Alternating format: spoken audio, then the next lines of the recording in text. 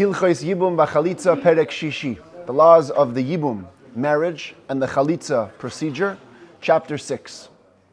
We've spent time defining what Yibum is. A person dies childless.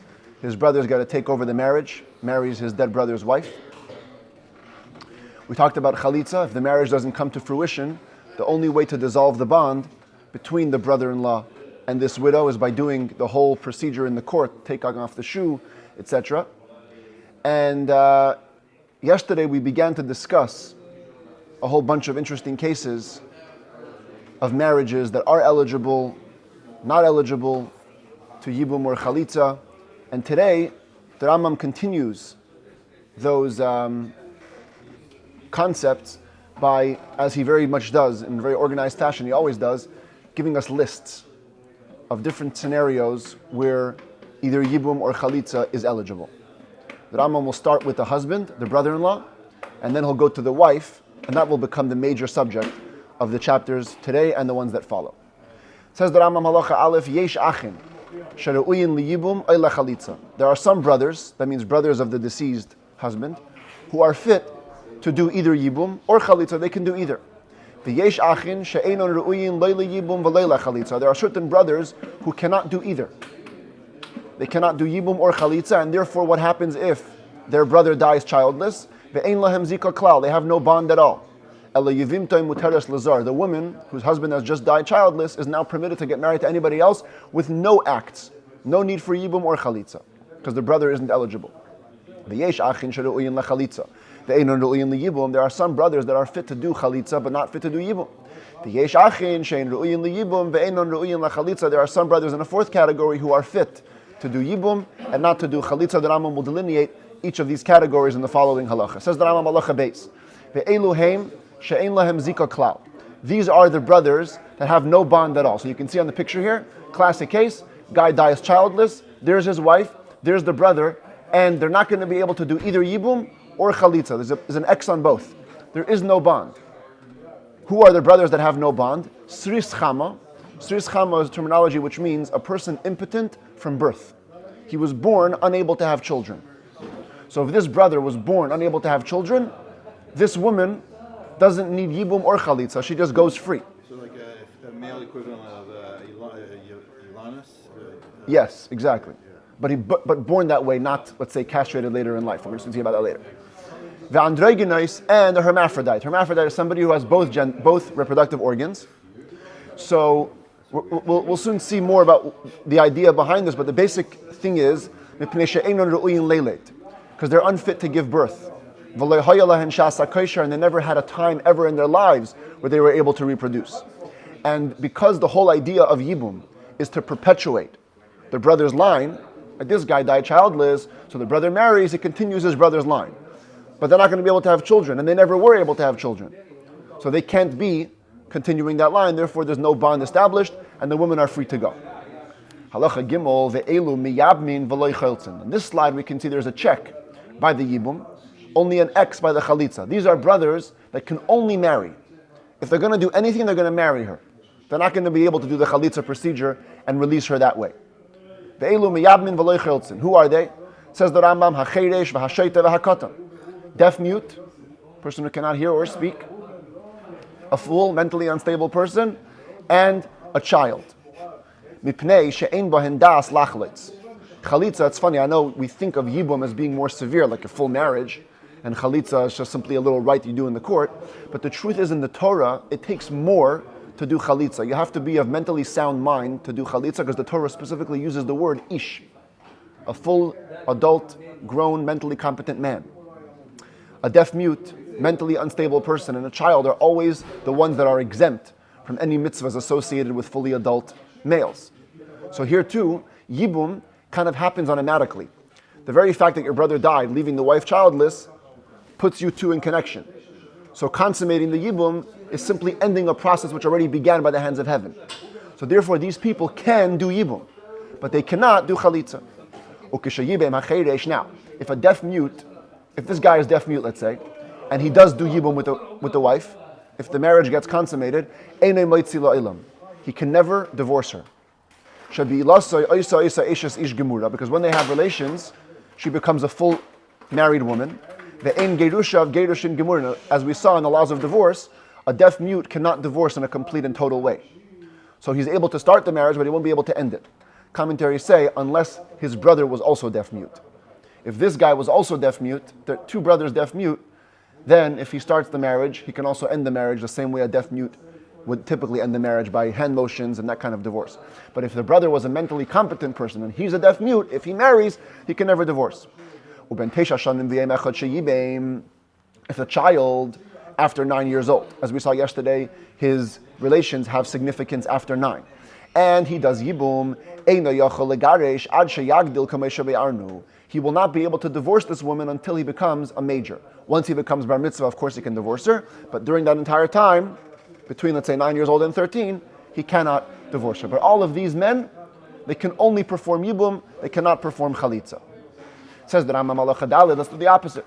The following men need to do Chalitza to release their sister-in-law from the bond. They cannot, they don't have the option of Yibum, of taking them in marriage. Number one, Hasfekos. Anybody that has a doubtful status, and we're going to talk more about this in later chapters, but for now, the Rambam just defines it shortly as Kegoin Shahoisa Sfeik Erva al Achiv. This woman, it was a doubt whether she was biblically prohibited to marry this man. Which means there's a whole list of women that you're not allowed to marry biblically. Highest level of erva, highest level of prohibition. One of them, the commentators give here the example, one of them would be, you cannot marry two sisters at once. Okay? So let's say, and we actually had this case in the laws of marriage, let's say this guy, when he was still alive, handed a ring to one of two sisters, and he forgot which one it was. So, yeah, he didn't know which one was married to him. Twins? Identical twins? Maybe they're twins. Okay. Yeah, he didn't know. Twins or not? Twins Twins or not? or not, I don't care. They're two sisters. He gave one of them a ring, he doesn't know them. So he cannot marry any of them. He cannot marry any of them. Because each one could be the sister of his wife. Okay? She got the ring, isn't it Safek? No, whoever got the ring is for sure Mikudeshet. Whoever got the ring is for sure married to him. But now she needs to get the divorce. Okay, so divorce, they can give a divorce. But I think for marriage, he couldn't have married either of them. Let's say he did. Let's say he went ahead and married one of these women. So this woman here would be one of two sisters, okay? When they're married, she's called Safek Erva. It's a doubt whether she's an Erva. Now this guy dies. What does he do? Either this woman was fully married to his brother, if she was the right sister, or this woman was totally not married to his brother, because you cannot marry, it just doesn't take hold. If it's an erva, it doesn't take hold.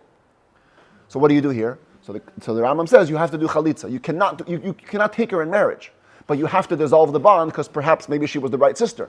So you have to do chalitza, no yibum.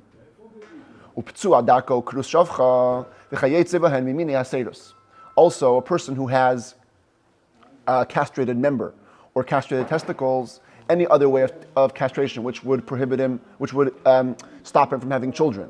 But this is not like the other guy that we learned before. He's a natural impotent. This guy, it came later in life. He was born normal, but later on he was castrated. The hazakin b'yaiser tashash koiche b'kashal, or an old man, super old man, very weak, lost his physical strength.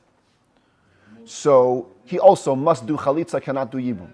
Why? Because both of these last two cases, they cannot have children. And again, the point of Yibum is to perpetuate your brother's line. Now here it's different than the last case, because the last case, they could never have children. These people were born normal. The old man, he was young once. He had what's called shata kosher, he had a kosher time. So therefore, there is some kind of bond established, which he has to dissolve through chalitza. The imbal sris adam, if a person castrated by a human ended up having relations, he did the Yibum, kana, he has acquired the woman. Even though he shouldn't, but he acquired her. Because at one point, he had a time of kosherness, a time of fittingness, he was able to have children. Beget. Nevertheless, he must divorce this wife. If he does Yibum, he has to divorce her. He's got other problems. A person that's castrated cannot marry a Jewess, as we're going to see in the 5th book of the Rambam. So, while he may have done Yibum for a moment to acquire the wife, he has to divorce her. Somebody who the reproductive area is blocked. You cannot see if he's a male or female. That's this guy on the bottom, question mark. he also must do chalitza, cannot do yibum in pnei she'u safek because he's a doubt. Maybe he's a female. So he's got to do chalitza. If the skin is torn and it's revealed that he's a male, so of course he's a full male. He can do whatever he wants. He can do chalitza or yibum if his brother passes away. Any other brother, the Rambam doesn't even give categories because this is everybody else. Of course, have the prerogative to do either yibum or chalitza if you don't go into one of these cases. So the first 4 halachot covered the laws of the brother, the man. Now we're moving to the yivama, to the woman. Okay, so here we go. There are some women who, when their husband passes away childless, they're fit to do yibum or chalitza. There are other women who cannot do either chalitza or yibum, which means they have no bond. The moment their husband passes away, they're free to go marry anybody they want. There are some women who there is a bond somewhat. They must do chalitza, they cannot do yibum. There are some women who can only do yibum, they cannot do chalitza. The Rambam now goes and delineates each category. We begin with the women who have a check by the yibum and an X by chalitza. If their husband dies childless, their only recourse is to get married. Who is that? If the woman herself is a deaf mute, the hashoita, or she's mentally unstable, the haktana, or she's a child. Again, like in the man's case, you need to be a fully adult female to go through the process of chalitza. These are not. They don't have the mental sound capability to read the verses and to understand the procedure. Instead, they must just go through with yibum, the marriage. Of course, if this brother, after he marries the deaf mute, wishes to divorce her, he can do so. But the point is, in order to dissolve the bond, she must first get married, and then you can do whatever you want afterwards. Let's look at the opposite case. The women that can only do chalitza, they cannot do yibum. Says the Rambam, these would be cases of isurei lavin, v'hashniyos, v'isurei asei, k'moshe yisbar. Any woman who was forbidden to her husband by a virtue of a negative prohibition, by virtue of a rabbinic prohibition, or by virtue of a positive commandment. Way back in the beginning of this book, we saw that there are 4 categories of prohibited women. There's what's called an erva, that's the highest level. Biblically prohibited on pain of karet, of excision. That's going to be a whole nother discussion later in this chapter. The other 3 are what the Rambam talks about right now. A woman forbidden by a negative prohibition. A woman forbidden by rabbinic prohibition, like a great-grandmother, for example. And a woman prohibited by a positive commandment. So if this guy didn't listen to the Torah, okay? He basically was married to a woman who he was not supposed to be married to. Okay, classic case, he was married to a mamzeret. Okay? He was married to an illegitimate woman. That would be a isur lav. So now, when the brother dies, what does this guy do? He's not going to go marry a mamzeret. He cannot marry her, but there's still a bond. He must do chalitza. Additionally, any woman who her divorce was in doubt. That means while she was married to this guy, he divorced her in a way which is doubtful divorce. We've seen in the laws of divorce many cases where the divorce is in doubt. So even here, this whole marriage was kind of broken. We're not sure if she's divorced or not. If the brother then dies, she must do chalitza, she cannot do yibum. Because maybe by marrying her, he'll be marrying a woman prohibited to him biblically. When your brother divorces his wife, you cannot marry, that woman. It's an erva. You can never marry your brother's wife. So therefore, now the other side is maybe she was married. Maybe the divorce was not a full divorce. Therefore, you must dissolve the bond by chalitza, not by yibum. But what if not the divorce was in question? The whole marriage was in question. This red guy, when he married the woman in blue, he had married her in a doubtful way, and then he dies. She is like any other woman whose husband passes away childless. She can either do chalitza or yibum, because there's nothing to worry about. If she was never married to him, then this guy should have no problem marrying her. You can marry whatever woman you want. And if she was married to him, well, then that's classic yibum. Your husband died childless, take the wife in marriage. V'chein eshes hacherish uskena va'akara. Similarly, the wife of a deaf mute. Here we go. I should better show this case over here. Okay, where you can do both. A woman who's in doubtful kiddushin. Also, eshes hacherish, a wife of a deaf mute. Uskena va'akara, an older woman and a barren woman. All of these women, says the Rambam, they're like any other woman. Ratza chelitz, ratza meyabim, you can do chalitza or yibum with them. Because an older woman and a barren woman, like the old man, at one point were able to have children. So there's no problem. They have what's called a shata kosher, a kosher time.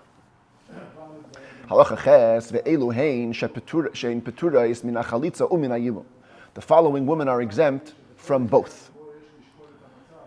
That means that if their husband passes away, they do nothing. They simply go free. Eishes srischama ve'androgenes, the wife of a naturally impotent man and a hermaphrodite. Ve'eishes hashoita ve'eishes hakatan, the wife of a mentally unstable person, the wife of a child. Ve'ailenis, and a woman who is naturally barren, that means she never produced the physical signs allowing her to have children. Umishehi erva, and the woman who is biblically prohibited at the highest level. If this man was married to a woman who he should never have been married to, say he married his sister, then if he dies, you don't do anything. She just goes free. Shenemar, the Rambam now proves all of these categories from the verses that talk about Yibum. These are the verses here. And the Rambam picks on 4 expressions to exclude 4 types of women. Shenemar, it says at the end of the verse, V'lo yimaches shmoi mi Yisrael. The whole purpose of doing Yibum is so that the dead brother doesn't have his name erased. Now, prat lisrischama v'androgenes, that excludes a man who was naturally impotent or a hermaphrodite sheshma machui. To begin with, his name was erased. He was never set to have children. So what are you coming to do? Coming to not erase his name? His name is already erased. Since they're never fit to be born, to give birth, even from the beginning of their creation, they're like a separate category. And so, there's no Yibum or Chalitza for their wives. The verse also says before that, that the firstborn son, whom the woman will give birth to from the new marriage, he will continue their brother's dynasty. Now that means prat la'ailenis, that excludes a woman who cannot have children. She will never be able. She from the beginning of her creation was never fit to give birth. We move back to the earlier verse. It says, Loisia esha sames. The wife of the dead person should not get married to anybody else except for the yavam, except for the brother-in-law. Now that means prat le'eshes shaita v'katan. That would exclude the wife of a mentally unstable person and a child. They were never the wife of the dead person. They have no wifeness. They have no marriage. When you're married to a mentally unsound person. And the final part of the verse that Rambam quotes is, the brother needs to be able to take her as a wife. Prat le'erva she'en le'bal likuchin, which excludes an erva, a woman prohibited on pain of excision.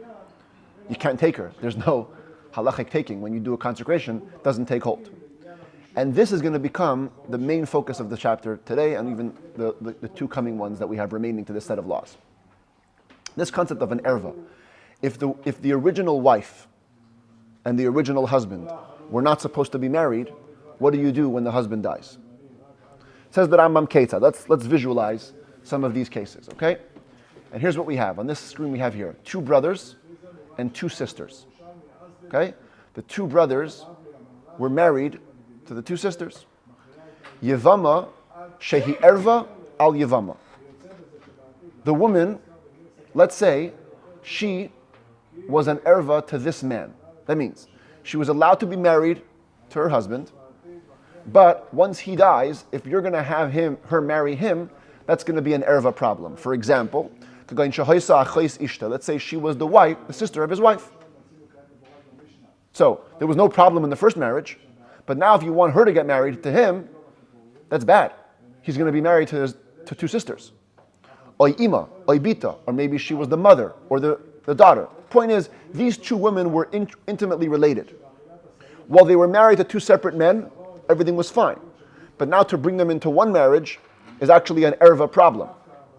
So the Rambam says, Harezu petura mina chalitza mina yibum. This woman, once this guy passes away, she's exempt from chalitza or from yibum. Ve'ein le'aleha zika klal. He has no bond over her. Shenemar, as it says, u'lekachale le'isha v'yibma. He must be able to take her and do levirate marriage with her. Misha re'uya le'likuchin v'kiddushin. Misha re'uya le'likuchin. A woman who is fitting to be taken. V'kiddushin teifsin ba, and consecration takes hold on her. He zekuka le'yavam. Only she is bound to the yavam, not anybody else. Hoysa ha'yavama. Asura al yavama isur lav. Oy isur asay oy shahisa shniya. But what if the prohibition here was not a prohibition of erva? It was a prohibition of a negative prohibition, or a positive commandment, or a rabbinic prohibition. Harezu chayletzas v'lei misyabemes. Then there is a bond. She must do chalitza, as we explained, not yibum. Why does she need chalitza to dissolve the bond? He can't marry her; it's forbidden. But still, technically, if you were to consecrate her, it would take hold. Since consecration takes hold on them, they are bound to the yavam in some way. Maybe we can look at it here, back in this case over here. Okay? The woman is prohibited by the Torah to marry this guy, but when he dies, there's some kind of bond established here in which he has to do chalitza. The truth is, says the Rambam, we can go even further. Logic would dictate that they should do Yibum in this case. Shahayibum mitzvah sasei, because the mitzvah of Yibum is a positive commandment. Wherever you find a positive commandment and a negative commandment clashing, we have a principle in halacha. Positive commandments override negative ones.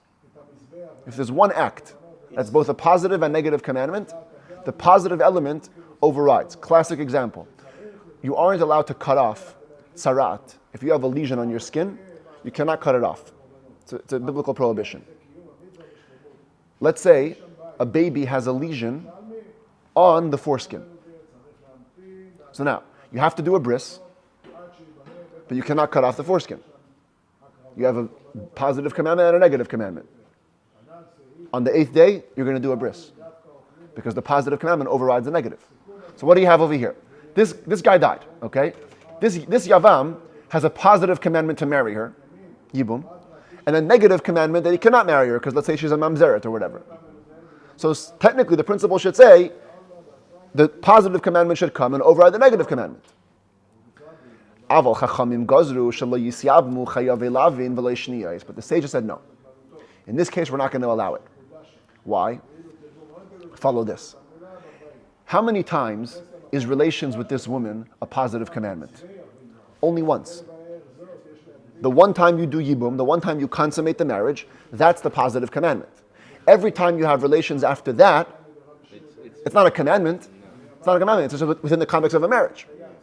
So if the marriage is prohibited, you're going to be transgressing a negative commandment each time you do relations where there's no positive commandment. Says the Chachamim, Gzeira, it's a decree, Shema Yavay Aleha Pam Shniya, maybe I'll have relations a second time, Bahari Biyasa Asura, Ve'ein Sham Mitzvah. It would be a prohibited relations with no positive commandment. She'ein Mitzvah Sasei Ela Bia Rishena Bilvat. Because the only positive commandment is the first relations, the initial consummation of the Yibum. After that, it's prohibited. Lefichach, therefore, Im Avaru Baal Yevimto Asura Le Mishum Lave Mishum Asei. Let's say he doesn't listen to the sages. He has relations with her. Says, you know what? This guy married a mamzeret. I'm gonna marry her. I'll just do one relations. Surely if she's only rabbinically prohibited. He has acquired her. He did something wrong, but he has acquired her, and therefore Maitzia beget, he must divorce her with a proper get. And then she and all of her co-wives, if there were more wives over here, all become exempt and allowed to marry anybody else. But initially, in this case, if it was just a regular prohibition in the Torah, you only do chalitza, you don't do yibum. Now says the Rambam, let's examine a very specific case. A case of a high priest. Kohen Gadol has a specific prohibition that nobody else has in the world. Even Kohanim, regular Kohanim, who cannot marry certain women, they can marry a regular woman who had relations. Let's say a widow. A woman is married, husband dies, a regular Kohen can marry a widow. A Kohen Gadol cannot marry a widow, he must marry a virgin. While he's In in office. Right? While he's in office. While he's in office. If he comes in already married. Comes in married, it's okay. No, it's not, We'll see more about that in the next book of the Rambam. But baseline, there's a principle governing the Kohen Gadol that he cannot marry a widow. Now, follow this. The Kohen Gadol's injunction comes in the Torah in a positive and a negative commandment. It says, you cannot marry a widow, you must marry a virgin. Keep that in mind. Says the Rambam, Halacha Yud Aleph, v'yivama shehi almona min hanesuin, if there's a woman who is widowed from marriage, okay, not widowed from consecration, not like this guy gave her a ring and then he died. He fully married her. This red guy fully married her. Okay, he was a regular Kohen, and his brother is the Kohen Gadol. So he dies, all right, and the Kohen Gadol goes ahead and has relations with her. Loy nifter atzarasa. That's considered an invalid relations, and he hasn't exempted anybody, not even the co-wives. She'ein asay doiche es loisa asay va'asay. A positive commandment is strong, but it's not strong enough to override a positive and a negative. If it's a positive versus a negative, overrides. But a positive versus a negative and a positive doesn't override. Here, he has a mitzvah to marry her, Yibum, that's the positive, but he also has a prohibition to marry her because she's a widow. And a double prohibition, positive and negative prohibition. So by marrying her, no good. Since in this case, he would not acquire her fully, none of the other wives either are permitted to marry till he does Chalitza. We saw yesterday that if you have, typically if you have a number of wives, just doing Yibum or Chalitza to one of them exempts them all, right? Because you've done one per household. But here, even though he had relations with this woman, since he wasn't supposed to, doesn't take care of the other women either. So he must do Chalitza to these women as well. And then that's how he frees them. Halacha Yud Beis. Hoysa hayavama erva al baila. Okay, before we talked about a case where there was no problem in the first marriage, but there would be a technical problem if they were to marry the brother-in-law. Now let's talk about a case where even her first marriage was prohibited. Hoysa hayavama erva al baila. The woman was originally biblically prohibited to her own husband. For example, he transgressed purposely or he was mistaken, and he married his paternal sister. And now she falls in front of the brother. So here's the case. Okay, you have a father, he has all three children. Brother, and a daughter. This guy married his sister. That's just what happened. By mistake or on purpose. Now he dies. Technically, she's stuck with him. There's a Yibum here. But she was prohibited to her original husband. So the Rambam says, Ein zu ishtai. She's not even considered to be his wife. She'ein kiddushin taifsin ba, because the consecration never took hold. The Ein leibas Yibum, v'leibas chalitza. She needs nothing. Not Yibum or chalitza. Now, the Im hoysa lot tzara. What if there was a co-wife? This wife may not be married, it's a sister, but this wife is married. So the Rambam says, Chayletzes oy misyabemes. This woman can do whatever she wants. With this guy, She wants, or she must. no, she must do chalitza, but she can do both, chalitza or yibum, because she has no problem, and the fact that this woman was never married is basically means that she's not part of the household at all. So she can do either way, chalitza or yibum. V'im hoysa zu shehi erva alabal muteres layavam. But what if this woman would be allowed to marry this guy? See, in this case, they're all brothers and sisters. They all cannot get married. But what if it's this case? Okay, consider this. Interesting case. The husband who passed away is the product of this marriage here. The brother is only his paternal brother, and the wife is only his maternal sister. So this marriage should never have taken place. That's true. They're maternal brothers and sisters. But if you think about it, this woman here has no relation to the Yavam. They're not related at all. They have totally different parents. So this marriage, true, should never have happened. But what if he dies? And the brother wanted to marry her, and also to marry this one. There's two co-wives. He wants to do Yibum with her and marry her as a regular marriage. Harishus biyada. He can do that. It's fascinating. What happens is, you basically say, this marriage never took place. She's not even part of the household. Basically, he's only married to one wife. Once he dies, Yibum can be done with this second wife. And as a regular man, he can marry a second wife and marry this woman as well. Because she was only an erva to the husband, not an erva to him. Yud Gimel, Hoysa Hayavama, Asura al Baila, Mishum La, Mishum Aseh. Let's say the woman was originally prohibited to her husband, not on the highest level prohibition, on a lower level prohibition. A negative commandment, or a positive commandment. Oisha Isa Shniya Labal, or rabbinically prohibited. V'loy Hoysa Asura al Hayavam, Mitzad Elu Hatzadim. But she would not be prohibited to this guy in the same way. So for example, let's say the opposite. Let's say this guy was a Kohen Gadol, okay? So he was a high priest. He had married a widow. So this marriage wasn't allowed to happen. But now when he dies, his brother is a regular priest, regular Kohen, has no problem marrying a widow. So she would be forbidden to the husband, not forbidden to the Yavam. Harezu mutares la Yavam. She's permitted to marry the guy. Chutz mimachzir grushasei mishanises v'meis. With one exception. If this man had remarried his divorcee. So he was married to this woman, he divorces her, then he remarries her after she married somebody else. Okay, so again, he was married to her, he divorced her. She married somebody else, that marriage ended, she comes back to him even though she shouldn't, and then he dies. Can this guy marry? Says the Rambam, no. She chayletzes v'lei misyabemes. We're not going to allow the marriage to go forward, only chalitza. They have to dissolve the bond, but only chalitza. V'chein yavama shehi sfeik erva la yavam, or sfeik erva bailam. Similarly, a woman who would be in doubtful status of an erva. We don't know if she was the sister. We don't know if she was fully prohibited. In the case of doubt, you have to do chalitza, not yibum. Lefichach, therefore, misha kidesh isha bisfeik kiddushin. Let's look at this case. A man marries a woman in a doubtful status. Okay? So, just tell you, this is the same case. This is two brothers and two sisters. All right? This marriage is a full marriage right here. This marriage is a doubtful marriage. Mr. Orange had given Mrs. Green a ring, but we weren't sure if it was a good kiddushin.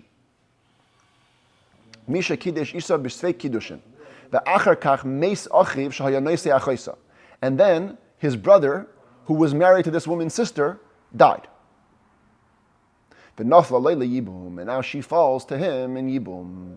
Shehi sfeik achos ishtai. If this is a good marriage here, this is the sister of his wife, that cannot go forward. If this is not a good marriage over here, it's a regular woman coming to him for yibum, he has to take care of her. So what do we do? Harezu cheletzes v'lei misyabemes. She must do chalitza and not yibum. Because maybe not. Maybe there's a bond, maybe there's no bond. Umoitzi as ishte beget misafek. He also must divorce this woman out of doubt. He cannot get married to any of them. Ushteya nasures alav. Both women are prohibited to him. Yevimtai mipnei she's fake erva. This woman, the Yevama, is forbidden because perhaps she is an erva to him. Perhaps she's the sister of his wife. Va'arusasai, the woman who he was engaged to, is also not allowed to stay married to. Mipnei she's fake kreivas chalutzasai. She might be the relative of a woman to whom he did chalitza. Since there's chalitza to this woman here, once you do chalitza to a woman, you cannot marry any of her relatives. This woman might be a relative of the woman you did chalitza to, because maybe it was a good chalitza. She kishniya k'may shabiyarnu, which is like a rabbinic prohibition, as we explained. So you're stuck on both accounts. It's a very sad story. He cannot marry any of these women. Halacha yudalit. Misha meis achiv hiniach shtei nashim. More of a straightforward case. Man is married to two women. He leaves two wives. Ha'achas asura alav mishum erva, the hashniya eina erva. One of the women is prohibited to Mr. Orange. Let's say it's his daughter. And that could happen. You marry your niece.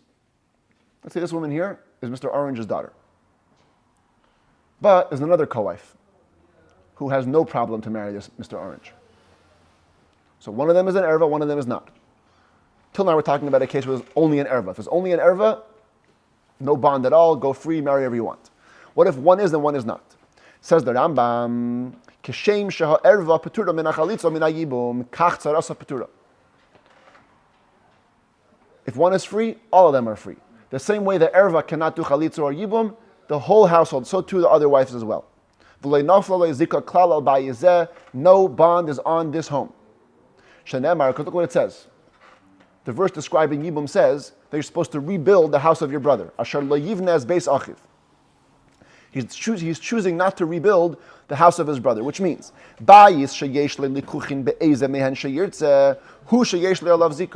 only a house where he could choose to rebuild however he wants, which means he can marry any of the women.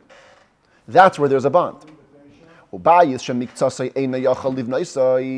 there's a home which partially cannot be rebuilt, where he has no right to take her, one of them is an erva, so he cannot even rebuild the permitted part. Which turns out, funny enough, because these two cannot do Yibum or Chalitza, this man can never marry either of them. Because they were both his brother's wives. You can never marry your brother's wife unless in a place of Yibum. So if both of them are exempted, they both become prohibited to Mr. Orange forever. Because there is no bond. Therefore, let's take a look at some cases here. Okay, Mr. Red is Reuven. Here's Mr. Orange number 1, Shimon. Mr. Orange number 2, Levi. Follow this case, it's a bit complicated. Reuven shemeis v'hiniach shtei nashim. Reuven dies, leaving 2 wives. Ha'achas erva al Shimon u'shtehen re'uyes le'Levi. This brother cannot marry one of them. Of these 2, let's say one of them is Shimon's daughter, okay? So Shimon cannot marry this one, but he could marry this one. Levi, who's the 3rd brother, can actually marry both of them. He's got no problem. So what happens is, ein l'Shimon zika al bayizeh, because one of them is an erva to Shimon, so he loses all connection with this home. He has no bond at all. Both women who are permitted to Levi have a bond with him. He's got to take care of them. All right? Let's say the following happens. Yibum Levi ha'achas mehen. Levi takes one of them, the one that would have been good for Shimon. Okay? This is Shimon's daughter. Levi goes with this woman, the one who was even kosher to Shimon. So he marries this woman, and he also has another wife, Levi's other wife, okay? Maybe I should have done some different colors to make it more clear. But the point is now Levi is married to both of these wives, these 2. And now watch what happens. Umeis Levi. Now Levi dies. Levi dies. Both of these wives, v'naflu shteyen lifnei Shimon. Both of these wives now go back to Shimon for Yibum for consideration. Now here, they're both kosher. Only this woman, remember, this one was a problem to Shimon. But these 2 seemingly are not. Says the Rambam, Shteyen p'tures min ha'chalitza min ha'yibum mishimon. They both stay exempt. Why? Ha'achas mipnei shehoisa tzaras erva. The first one, because she was a co-wife of an erva. Just being a co-wife of somebody who's prohibited to you already exempts you forever in all future situations. The hashniya mipnei shehi tzarasa. And the second woman because she's the co-wife of the co-wife.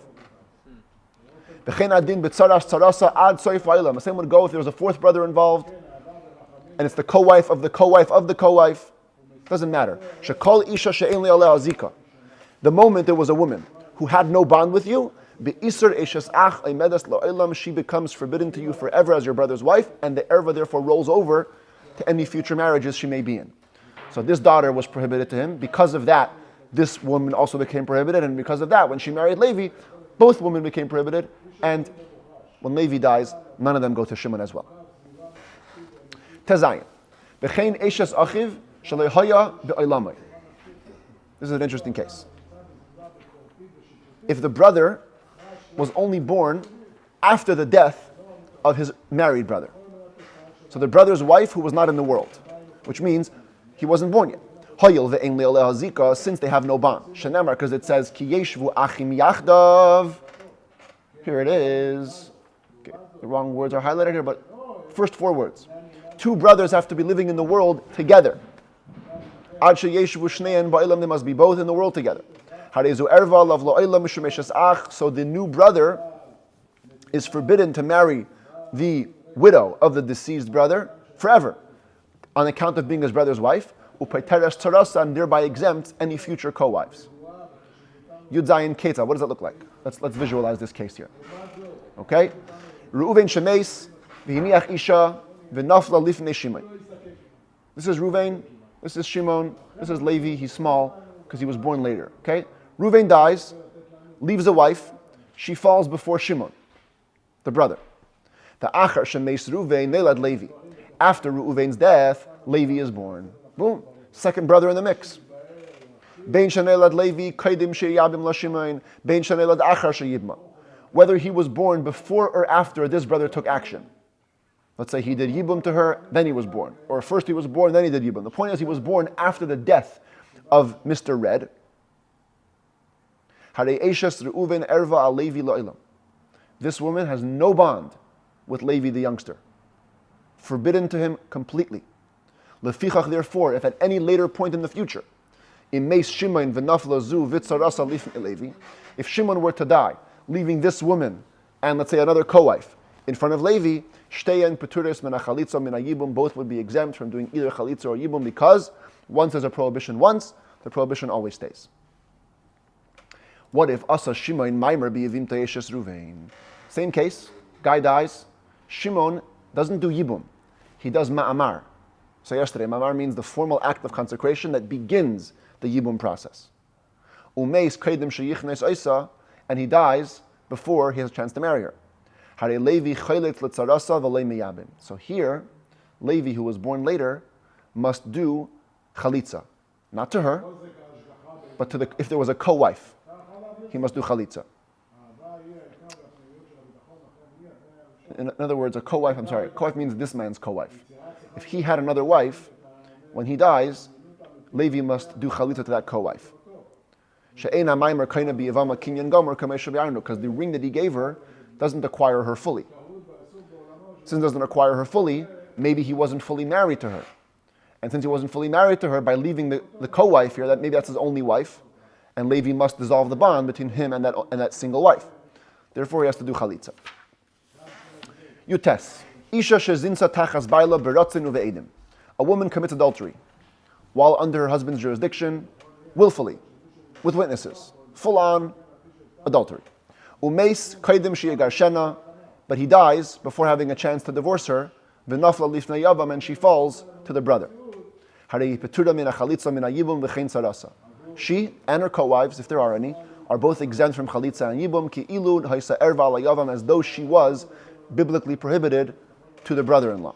Because about an adulterous woman, the Torah uses the word tum'ah, defiled. Shenemar v'hi nitma'a, as it says, she became impure.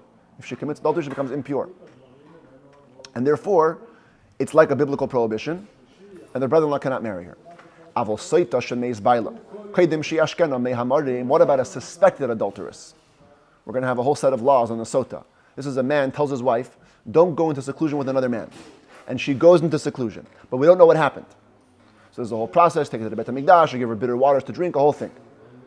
So she's in doubt. And her husband dies before having a chance to give her the bitter waters to ascertain whether or not she's an adulteress. Or, as we'll see in that set of laws, some women, when they're suspected of committing adultery, they don't get to drink the bitter waters. They go right for divorce, but he dies before divorcing her. Here, since only a suspicion, there is a bond between her and the brother-in-law, and they have to do chalitza, not yibum. If there was a co-wife, she can marry whoever she wants after doing chalitza or yibum. She can choose to do either way, because she has no suspicion hanging over her, of course, of adultery.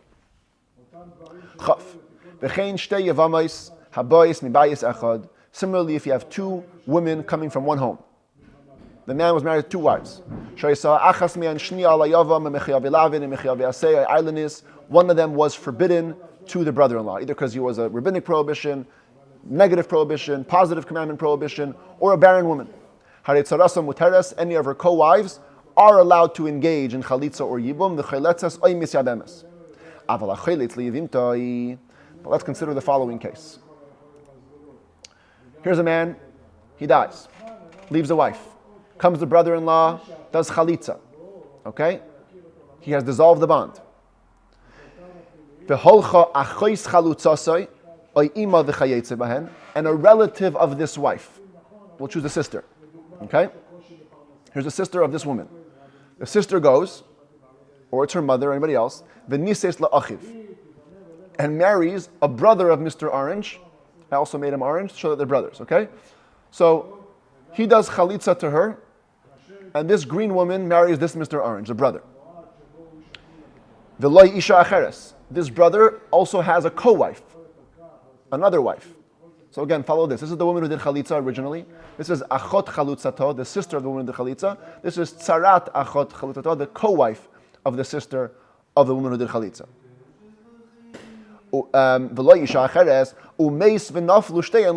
This guy dies, and both the green and the brown woman are now falling to this Mr. Orange over here.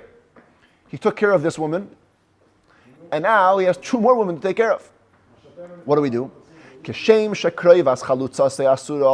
same way the relative of the woman who he did chalitza with is forbidden to him, so to her co-wife over here is also forbidden. They're both considered rabbinically prohibited to him. They must do chalitza, not yibum. So what's the problem with this woman here? She's the co-wife of the relative of the chalitza woman. What's the problem with that? She's a regular woman. Because you can mistake her for the co-wife of the actual woman who you did chalitza with. If this woman had a co-wife, you cannot marry her at all, for sure.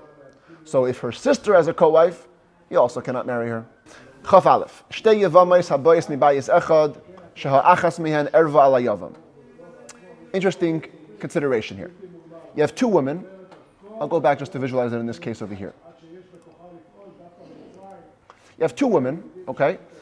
One of them would be prohibited to this brother-in-law. Let's say it's his daughter, okay? Prohibited. However, at the same time that she's prohibited, she also has a physical problem. She's also barren.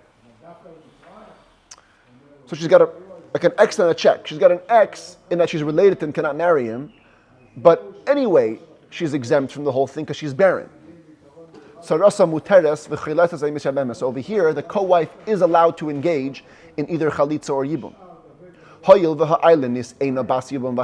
Since by virtue of being barren, she cannot do yibum or chalitza, so though she doesn't exist, such that Mr. Orange, the bond was only developed with this woman here, not with the woman who was an erva.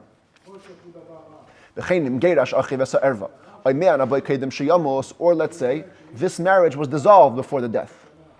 There was a divorce, or she was a child and she declared refusal, or she died in the life of her husband, and then the brother died.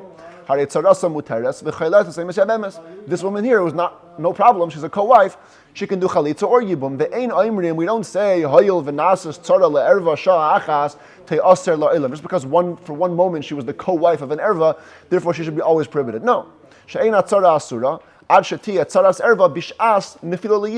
The whole idea of prohibiting the co-wife only happens if at the time of death, when they fell, when the bond was created, were they married then. If they were co-wives then it's a problem. But if they weren't co-wives then, divorced before, died before, there's no issue.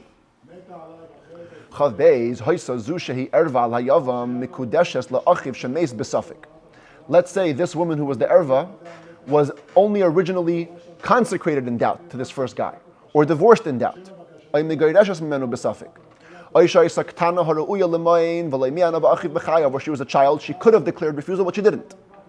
Even though later she declares yibum, she declares miyun to the yavam, to the brother-in-law, she can only do chalitza, not yibum. The bond has to be dissolved. Since the whole marriage is in doubt, you cannot fully take the other wife, you must do chalitza. Let's say there was an erva and a regular woman, and we knew no problems. We thought it's a regular situation. Okay? If it was a regular situation, when this guy dies, there is no bond at all, because she's an erva. So holcha tzaras erva, v'nisis la'acher. This woman, the co-wife of the erva, goes and gets married. It's like, I'm free to go. The achar kach nimtzes ha'erva islandis. Later on, it turns out this woman who was the erva was actually barren. There was no bond between him and her. There was a bond, if so, between him and her, and she could not get married. Teitze hatzara mi baila umi yavama. She must go out from the marriage of both husbands, not this guy and not her new husband. Utzricha get mi baila, vachalitzah mi yavama, kedela hatira lashuk. She must get a divorce from the new guy, and chalitza from this guy, who it's revealed now must dissolve the bond, in order to permit her to marry anybody else in the market. Yes. They can never marry. Can never marry. Halacha Chav Daled, Yibum hayavam hatzara mipnei shedimu sheha erva eilen is the opposite case. When this guy died, we thought she was barren. The erva was barren, which means that the yavam has to marry the other woman. And he did. He marries her with Yibum under the impression that her co-wife was barren. And it turns out, oh man, she was not barren, which means you were never allowed to marry the co-wife. You have to leave the marriage with a divorce, and any kids born are illegitimate. You marry your brother's wife. It wasn't allowed. Sad story, but that's what happens. Let's consider some other cases here. We have 3 brothers. On the right, all 3 here are brothers. 2, the reds are married to 2 sisters.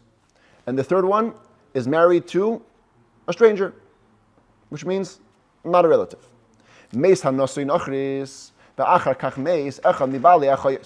one who was married to the stranger dies. And then one of the brothers who was married to the sisters also dies. So, what you have to think about is as follows. The moment that this man died, the stranger became bound to the 2 brothers. The moment this man died, both of these women now are becoming bound to the original brother. This woman, he cannot do anything with. It's a sister of his wife. That's totally prohibited. That's an erva. This woman, though, has no problem. And they didn't come from the same household. They came from 2 separate brothers. So what do you do, says the Rambam? This woman can only do chalitza, she cannot do yibum. The bond must be dissolved, but only through chalitza. Why? She is considered to be technically the co-wife of his wife's sister, by virtue of the bond of the brother who died second. In other words, the moment he died, she came into his bond, and in a way became the co-wife of his wife. Not actually, he didn't take action yet, but somehow there's a bond connecting them. That bond is powerful enough to not allow any marriage to go forward, but only to allow chalitza. Furthermore, not only that,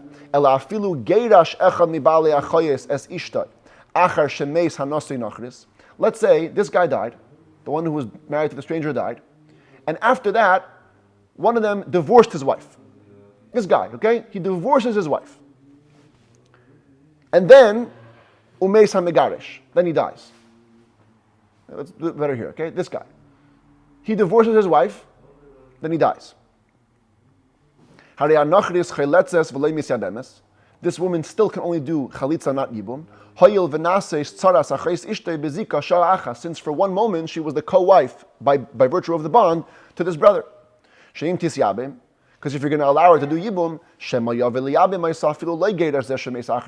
maybe they're going to mistakenly do yibum even in the case where he didn't divorce the wife. And he's actually the co-wife of his wife's sister, which is a big problem. Therefore the sages said, always do chalitza. How come we only say this in this strange case of 3 brothers? Why not in every marriage? Once there's a woman who enters the bond for a second, she should become the co-wife of a problematic woman and not allow any future yibums. In the case of a regular co-wife of an erva. In a marriage, if you were to divorce the erva and then die, her co-wife would be permitted. Remember this case? One woman is an erva, here's the other woman. If this man had divorced his wife, by the time he dies, she can marry the brother-in-law. Well, how come we don't say for 1 second they were the co-wives? Should be a problem. Says the Rambam, everybody knows this prohibition of a co-wife of an erva. And that won't lead to permitting the co-wife in a case where there was no divorce. However, the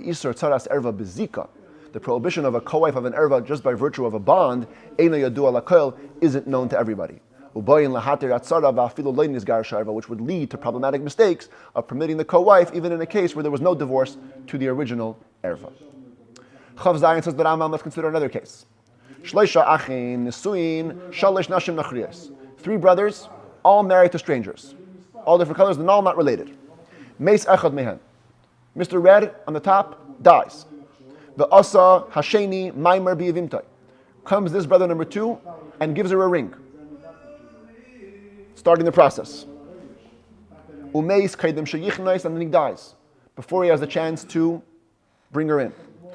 V'naflu shteihen lifnei ayavam. So now both of these wives are now falling to Mr. number 3, number orange. He must do chalitza to both of them. They cannot do yibum. Because the woman here who got the ring is really bound to 2 yavams, 2 brothers-in-law. Which is like she's the wife of 2 dead people. She was married to him and married to him because there was a little ring given over here. The sages expounded the verse. It says here, she's the wife of the dead man, in singular. The wife of dead man, not the wife of 2 dead men. Therefore, any woman who during her lifetime was bound to 2 different yavams, like here, she was bound to him, and now she's bound to him. She must do chalitza, not yibum, v'chein sarasa, and so too her co-wife. And it's a rabbinic prohibition, but it's a prohibition nonetheless. Why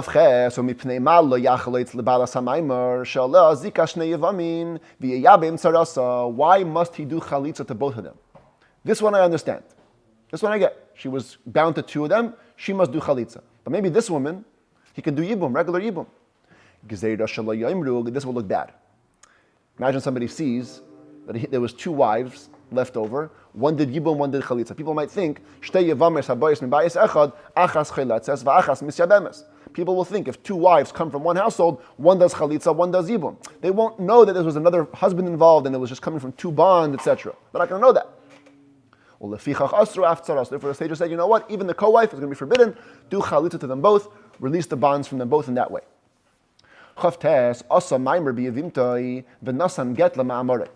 Same case. 3 brothers married to 3 non-related women. Mr. Brother A dies, and this guy gives a ring, but then v'nasan get lema'amare. Then he also gives a divorce to cancel out his ring. Umeis, and then he dies. Chazra lehatera. So over here, the woman has no bond to him at all, because he undid the ring. So she isn't bound to 2 women. So when he dies, she's only bound to this one guy. Why is it necessary to say that? Say what? All this. Is this not so obvious or something? Yeah, because you could think that if once you did a ring, even if you give a divorce, you haven't fully undone it. He says, no, you fully undone it. Because the ma'amar, the consecration which originally forbade her, he cancelled. Therefore, this 3rd guy, whatever he wants, he can do. He can do chalitza, he can do yibum, no problem.